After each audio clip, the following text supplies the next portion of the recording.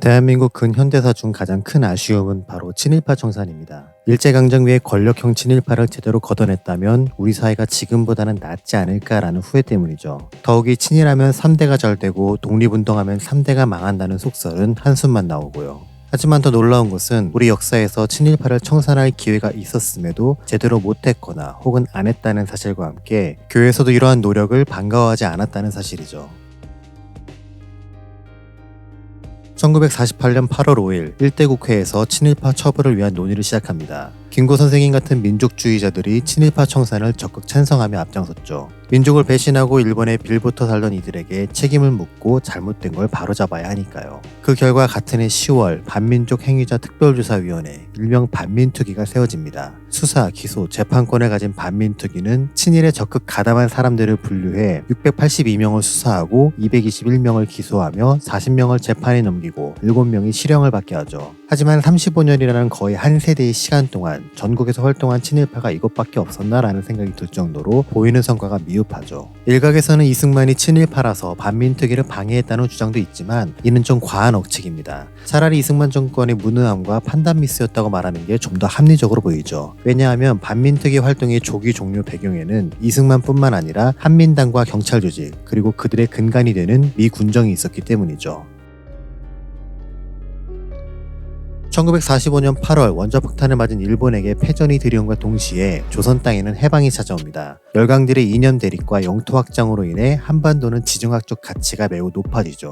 그래서 자유주의의 미국은 남한을, 사회주의의 소련은 북한을 지원하며 신탁 통치가 시작되죠. 자발적으로 성장할 힘이 없었던 조선인들에게 다른 대안이 없었으니까요. 미군정이 시작되었음에도 한반도 정세는 여전히 불안했습니다. 또한 자유주의, 공산주의, 사회주의와 같은 이념과 체제에 대한 정확한 이해가 없었기 때문에 갈 바를 알지 못하는 상황이었죠. 게다가 독립운동가들의 상당수가 사회주의적 성향을 띠고 있었기에 자유주의를 추구하는 미국으로선 이런 상황이 골치 아팠죠. 결국 미군정은 남한의 치안을 안정시키고 공산화를 막는다는 이유로 일본 제국을 위해 일했던 경찰들을 그대로 재채용합니다. 미군정에겐 일본이 조선 땅에서 무슨 짓을 했고 그 권력에 빌붙어 기생하던 친일 공권력의 과거는 크게 중요하지 않았던 것이죠. 어제까지 독립군을 때려잡던 조선 총독부의 경찰들은 오늘부터 공산주의를 막는 정의의 사도로 옷을 갈아입은 것이죠. 그래서 자신들의 과거를 캐고 문제 삼으려 하는 반민특위가 좋게 보일 리 없었지요. 또한 친일 행위로 재산을 증식하고 땅 부자가 된 자본가들도 반민특위를 싫어했습니다. 자본을 가진 입장에서 재산 공유와 분배를 주장하는 공산주의 이념은 더더욱 싫었고요. 그래서 친일 자본가들은 자기의 행적을 감추며 재산을 지키기 위해 반공주의를 표방하는 한민당을 후원하기 시작하죠. 뿐만 아니라 제1공화국도 반민특위 활동에 부정적이었습니다.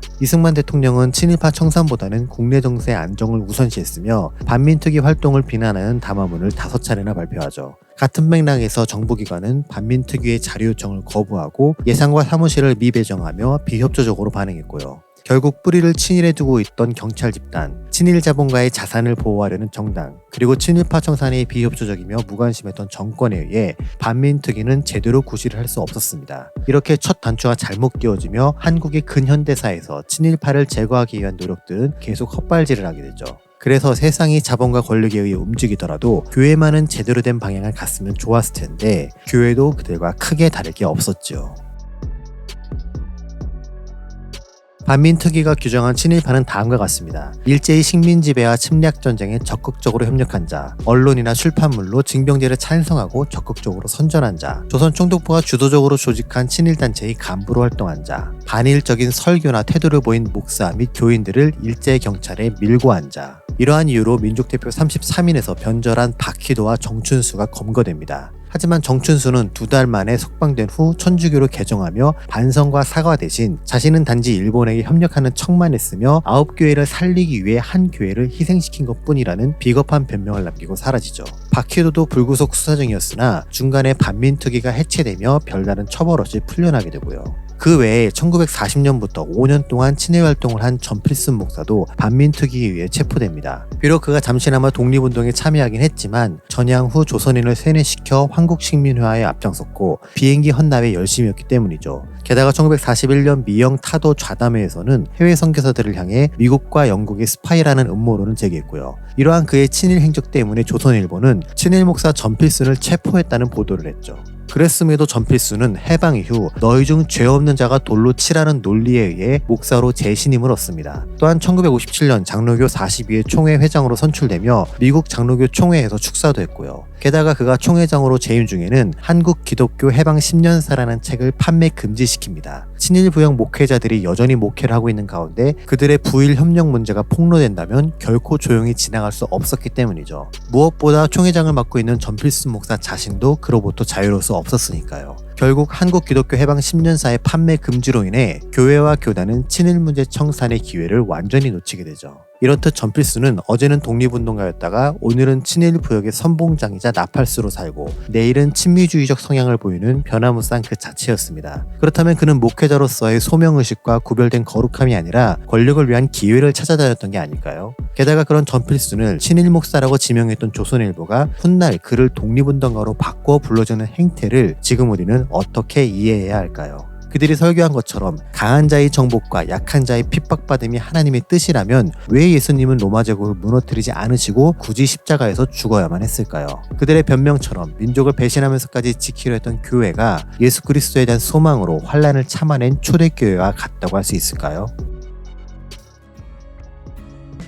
1992년 고 한경직 목사님이 종교계의 노벨상으로 불리는 템플턴상을 수상하셨습니다. 그런데 한 목사님은 1939년에 로마서 13장을 인용하며 일본이 하나님이 세우신 권세이기에 기독교인들이 일본의 침략전쟁에 적극 협력해야 한다고 설교하셨죠. 그렇다면 앞서 언급된 다른 친일 부역 목회자들과 동일선상에 놓여야 하는 게 맞지만 결정적인 차이가 있죠. 한경직 목사님은 템플턴 시상식 감사 예배에서 일제 때 신사참배를 했는데 그 죄를 제대로 참회하지 않았다. 일생이 짐이었는데 우상숭배의 죄를 이제야 참회한다며 자신의 죄를 고백합니다. 모두가 부러워하는 가장 영광스러운 순간 자신의 치부를 만인 앞에 드러낸 것이죠. 그래서 우리는 친일 행적으로부터 50여 년이나 지났기에 너무 늦었다고 말할 수 없습니다. 다 늙어서 죽기 직전 회개하는 게 무슨 소용이 있냐는 비난도 할 수 없고요. 죽을 때까지 자신의 잘못을 인정하지 않고 수많은 희생자와 유가족들에게 한마디 사과도 없이 떠난 전직 대통령들도 있으니까요. 세상 사람들은 안 걸리면 그만이고 걸렸다 하더라도 일단 외면하고 부정할 수 없으면 도망가 버립니다.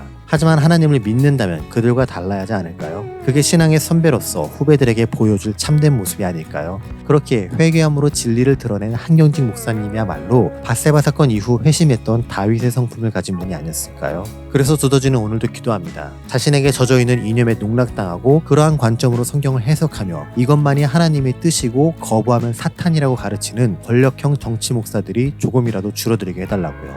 올바른 지성과 깨어있는 의식으로 성경과 철학과 역사를 공부하는 성도들이 많아지게 해달라고요. 정치라는 이념신의 지배로부터 벗어나 예수님이 교회의 주인이 되어 망가져가는 한국 사회에 소망을 알리게 해달라고요. 지금이라도 목회자와 성도와 교회가 바로잡으려 하지 않으면 제주 4.3 사건 같은 이데올로기의 비극이 언제고 다시 일어날 수 있으니까요. 그 이야기가 다음 시간에 계속됩니다.